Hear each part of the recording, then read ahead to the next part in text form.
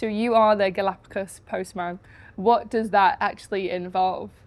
That involves me going to the Galapagos Islands and taking 50 letters from an ancient postbox that's been there since 1793 and hand delivering them around the world over the course of 12 months. Can you tell me a little bit about the history behind this mailbox and how you came across the tradition? The letterbox itself has been there for over 200 years. Sailors and whalers used to leave their mail in there as an ingenious way to get it home when they're away on multi-year voyages.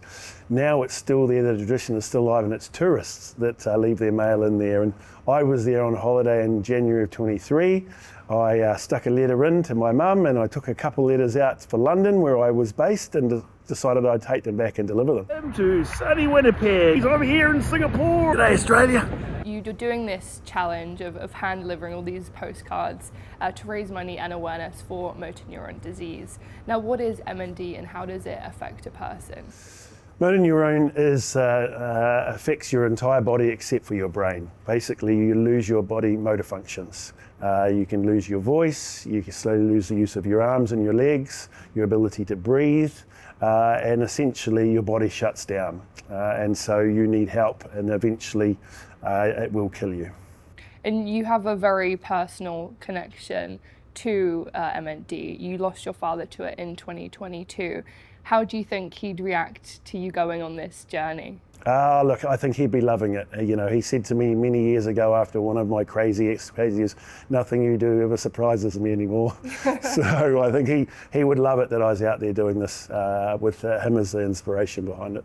And of all the ways to fundraise or raise awareness, why did you decide to do this, specifically hand delivering postcards? I always looked to do journeys that have a purpose to them, and they have a human connection at the core of the basis of it. So I was looking out for something to do as a new inventive way to meet people around the world. And when I came across the letterbox, I thought that's a wonderfully quirky methodology where I would randomly meet people all over the world with no idea. So I thought that's for me.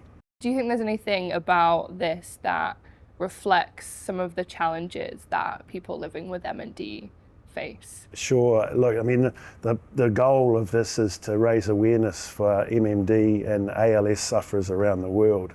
And one of the biggest challenges that they have is their loss of mobility and their loss of their communication. And the whole of this journey is about me, being mobile, visiting people and speaking and communicating with them. And so I'm just trying to make people aware that sort of thing, that is what MND sufferers lose.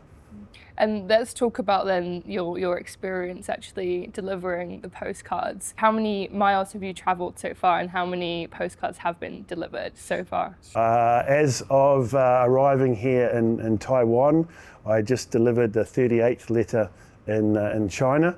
I've just cracked over 50,000 miles, which is twice around the planet so far. And how do you actually track these people down? Because you have an address, but I'm sure there are certain obstacles around getting to find them. And like, how does it work? Well, I use the old tradition of literally, there was no social media in 1793. So you just literally take the address, go there and knock on the door. So I literally do no preparation. I try to not contact them in advance. Oh, we've come and we've knocked on the door, but it turns out that they're in Germany, I think. And literally just turn up. So when I get to a city, I figure it out. And are people very surprised, shocked? There's a range of emotions from like, who the hell are you, this weirdo, to, wow, that's amazing. It takes a little while. They're normally set back a little bit, but then eventually they warm to it. And some of them, I've been out on the town for, in Dublin, I went out on a crack with Paddy from Dublin, who I delivered a letter to for 12 hours. Wow.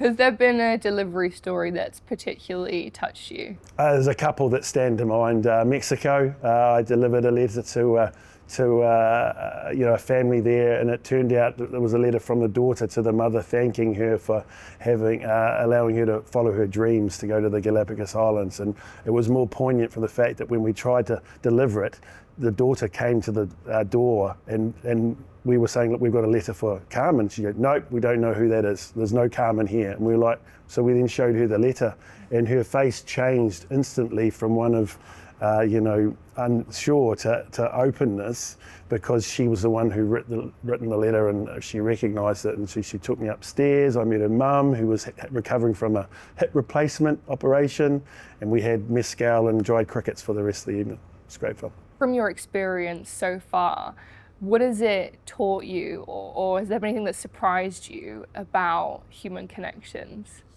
I think people, given a reason or excuse or an icebreaker, are very warm and welcoming. They just often are resistant initially, and it just takes a little thing to knock that sort of barrier down. And the letters have been one of the best ways I've ever found for getting people to open up. So do you think we should all be writing more postcards, more letters? Well, I'm trying to encourage people, hopefully, to if they've lost contact with somebody, just get in touch with them. It doesn't have to be a letter, but that would be amazing. But just if you've lost touch with somebody, give them a call and go and see them face to face rather than behind a screen. I think I read about one of the stories of the delivery stories where you delivered a postcard and it was to a couple, but they'd already broken up. Is there more? There was a love letter to Belize, and all it just said was, "Dear Steve, no matter what happens between us, I'll love you forever." And then the address was not very clear, and so I just turned up on an island in the Caribbean and started looking for this guy called Steve, and it took me 24 hours to find him. Wow, so you just had Steve. It was just Steve. The address just said 6 miles north, which doesn't mean anything to me, but it was actually the way the postal system worked on that island. It was the distance from the post office. That was how they determined it. But I didn't know that, so I just started asking around, and he was well known, it turned out, and we tracked him down, and the next day I met the sender of the letter, I met him, and we all had drinks, and we had a great time. How does it compare delivering the postcards in Asia, maybe compared to like Europe? Has there been... There's different dynamics in the different continents, right? South America was a little bit shy and the language was an issue. Once I got closer to Central America and North America and the language moved away, they opened up and they became amazing. Europe started to get a little bit like that in Eastern Europe when there was a language, and Asia's a bit the same. They're a little bit standoffish, but if you can communicate with them and once they get to know what you're doing, then they've been very warm and friendly, and I've made some interesting connections. So it's also allowed you to make interesting observations about how connections work in different parts of the world. Yeah, there's cultural sort of norms in different parts of the world about how you treat a foreigner or a guest, how you open up to them, how you respect, and I sort of tend to float through all of these, pushing those boundaries and trying to get people to open up. And you mentioned the language barrier there. Has that been a big problem throughout this journey? Yeah, my Spanish got me through dodgy Ys in South America, but Google Translate has come to the fore. The technology that's available now that allows you to do these sorts of trips and stay connected is very helpful. You met with the ALS Association here in Taiwan. What was that experience like, and what's the general awareness of motor neuron disease like here in Taiwan?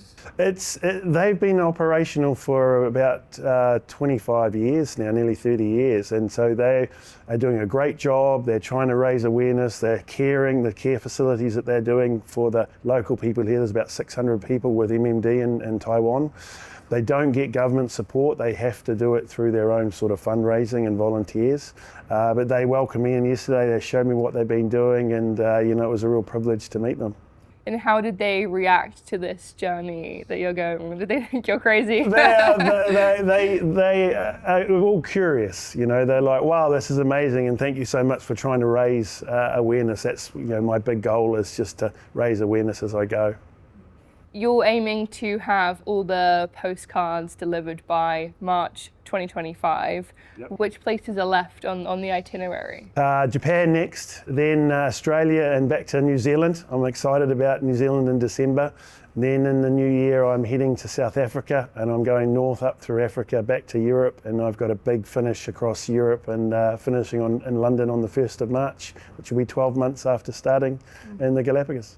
Very exciting. In this kind of digital age where people I guess we have lost that kind of personal touch with connection. It's a lot of connecting on social media. It's less personal. Has it given you hope, this journey, that we can still find those kind of human connections and that personal touch? Absolutely. Every time I go and do one of these grand adventures, I'm always touched by the personal kindness of strangers. You know, we are friendly people. There's just that resistance that we're getting caught, I think, a little bit in front of screens and social media. And while there's a lot of good stuff to it, you've got to just make that effort to get out and reconnect on a personal level, which is what I'm doing. Thank you so much for speaking with us today. Thank you very much. And remember to watch out, because the Galapagos Postman might be knocking on your door next.